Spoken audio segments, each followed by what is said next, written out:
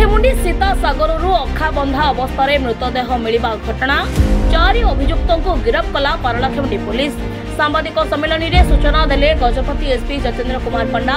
समस्त अभियुक्त गोटे परिवार होइथिबा बेले महिला को अश्लील इंगितरू हत्याकांड सूचना। गजपति जिला सदर महकुमा पारलाखेमुंडी घटिथिबा रहस्यजनक हत्याकांड उपरू उठिछि परदा। 2 दिन निखोज परे अखाबंधा अवस्था सीतासागररू मिलिथिला गलित शव। सीसीटीवी फुटेज रे और शेष थर पाई पारलाखेमुंडी जंगम साई जाइथिबा जानिबाकू पाइथिला पुलिस। सही सीसीटीवी रे अखारे बांधी ऑटो जोगे नेउथुबा देखिबाकू पाइथिला पुलिस तदंतरू जानिबाकू पाइथिला जे मृतक कृष्ण पंडा नियमित भावे सही घर को जाउथिले। तापरे पुलिस रो संदेह घनीभूत हेबारु अधिक तदंत करी जानिबाकू पाइथिला जे सही घरे भड़ारे रहुथुबा एम दुर्योधनक स्त्री पूर्वरु एक कपड़ा दुकान रे काम करुथला। सेबेठारु मृतकंक सह तांकर परिचय होइथिला।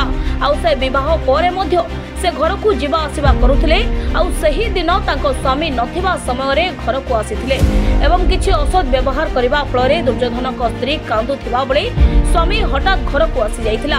आउ पूरा घटना न बुझी मृतक कृष्ण पंडांक उपरे आक्रमण करबा फଳରେ घटनास्थल रे तांकर मृत्यु घटिथिला। परे परिवार लोक एकत्रित होई सबको ठिकाना देबा पई योजना करी अखारे बांधी सीतासागर रे फोपाड़ी देथिले, जहा सीसीटीवी रे कैद होइथिला एवं पुलिस आगरे स्वीकार करिथिबा कहिछि पुलिस। आज 4 अभियुक्त M Duryodhan, Arun Lima, T Mahesh, M Malik को गिरफ्त करी कोर्ट चालान करा जाइथिबा बेले सेमानक निकटरू 4टी मोबाइल, गोटे ऑटो और साइकेल जबत करिथिबा सांबादिक सम्मेलन रे सूचना दैछंती गजपति एसपी। गत 25 तारिख दिन 5टा बेले आमर पारलाखेमुंडी थाना रे गोटे मिसिंग रिपोर्ट होइतिला। जने संतोष पंडा नामक जने युवक रिपोर्ट करथिले जे तांकर बापा कृष्णचंद्र पंडा दिन 3टा बेलू घर कुआडे जाइछन्ते फेरी नांती। या उपरे आमर गोटे मिसिंग एंट्री करा जाइतिला थाना रे एवं ता उपरे इनक्वारी जारी रहितिला। इनक्वारी जारी रहितिला बेले 27 तारिख दिन से संतोष कुमार पंडा आम पाखे आसिकी गोटे रिपोर्ट देइथिले। से रिपोर्ट आधार रे पारलाखेमुंडी थाना केस नंबर 405/2024 रे गोटे केस रजिस्टर कराइतिला।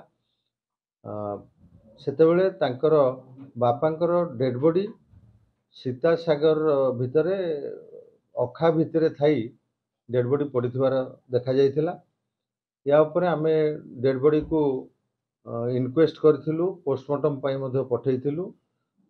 ए सब काम सरीबा भितरे आमे आसामी माने किए ही पारंती बस्तारे तांको डेड बॉडी किए फिंगिची ए बाबद रे तदंत करा जाइतिला। तदंत समय आमे जानिबा को पाइथिलु से जंगम साइर गोटे रेसिडेंशियल कॉम्प्लेक्स को से आसीथिले। से दिन 3टा बेले निज घरु बाहरी मृतक जे कृष्णचंद्र पंडा से आसीथिले। गोटे घर को आसी से घर लोक माने जदिओ बाहरी जाइथिले किंतु सी आउ फेरी नथिले। तो सेटा हमको आश्चर्य करथिला जे से घरर लोक माने कुआडे गले एवं सेमानकर खोज खबर नबा पई हमर गोटे स्वतंत्र पुलिस टीम गठन करा जाइथिला। आईआईसी पारलाखेमुंडी को नेतृत्व रे एवं एसडीपीओ पारलाखेमुंडी को तत्वावधान रे गोटे टीम गठन करा जाइथिला। से टीम आंध्र प्रदेश रो कृष्णा जिल्ला रे ए सबु समस्त आसामी मान को सेटारे ठाब करथिले एवं ठाब कला परे सेमान को पारलाखेमुंडी थाना को अणा जाइथिला। अणा हला परे तांको सहित आमे जेतेबेले इंटरोगेशन कलु, इंटरोगेशन रु से माने एई कथा कहिथिले जे से जो आसामी माने रहिथिले तांको भितर गोटे झियो पिला गोटे ड्रेस दुकान रे काम करूथला। से ड्रेस दुकान रे थिला बेले कृष्णचंद्र पंडांकर तांको सहित चिन्हा परिचय होइथिला। हेला परे परवर्ती समय झियोटी बाहे ता स्वामी सहित जंगम साइर गोटे रेसिडेंशियल कॉम्प्लेक्स रे भड़ा नहीं रहउथबा बेले ये कृष्णचंद्र पंडा तांको घर को बारंबार जाती एवं निजको गोटे निज गुरुजन भलिया से स्वामी स्त्री को से देखाती। किंतु यही भली 25 तारिख दिन जितेबाला दिन 3टा बेले से तांको घर को जाइछंती सेतेबेले से झियोटीर स्वामी नथिला। ତାଙ୍କ ଭିତରେ କ'ଣ କଥାବାର୍ତ୍ତା ହେଇଛି, କ'ଣ ବ୍ୟବହାର ଅପବ୍ୟବହାର ହେଇଛି, ଯୋଉ କାରଣରୁ ସେ ଝିଅଟି କାନ୍ଦୁଥିବା ଅବସ୍ଥାରେ ଘରେ ଯେତେବେଳେ କାନ୍ଦୁଥିଲା ସେତେବେଳେ ତାର ହଜବେଣ୍ଡ ଯିଏ ମୁଦଲା ଦୁର୍ଯ୍ୟୋଧନ ମାନେ ଘରକୁ ପଳେଇ ଆସିଛି। ଆସିଲା ପରେ ସେ ତା ସ୍ତ୍ରୀ କାନ୍ଦୁଥିବା ଦେଖି ତାକୁ ପଚାରିଲା, ତୁ କାନ୍ଦୁଛୁ କାହିଁକି? ନା ଏଇ କୃଷ୍ଣଚନ୍ଦ୍ର ପଣ୍ଡା ମୋତେ ମିସବିହେଭ୍ କଲେ। ମିସବିହେଭ୍ କୋଉ ଏକ୍ସଟେଣ୍ଟରେ ହେଇଛି ସେ କଥା କହିବା ପୂର୍ବରୁ ଇଏ ଦୁର୍ଯ୍ୟୋଧନ ହଠାତ୍ କି ତାଙ୍କୁ ଗୋଟେ ଫାଇଟ୍ ମାରିଲା ନାକକୁ। ନାକ ଫାଟିଗଲା ପରେ ସେ ତଳେ ବସି ପଡ଼ିଲେ। ପରବର୍ତ୍ତୀ ସମୟରେ ତାଙ୍କ ବେକକୁ ସେ ଜୋରରେ ପଞ୍ଚ ମାରିଛି। ମାରିଲା ପରେ ତାଙ୍କର ସେନ୍ସ ପଳେଇଲା ସେଠି ଏବଂ ସେ ସେଇଠି ତଳେ ପଡ଼ିଗଲେ।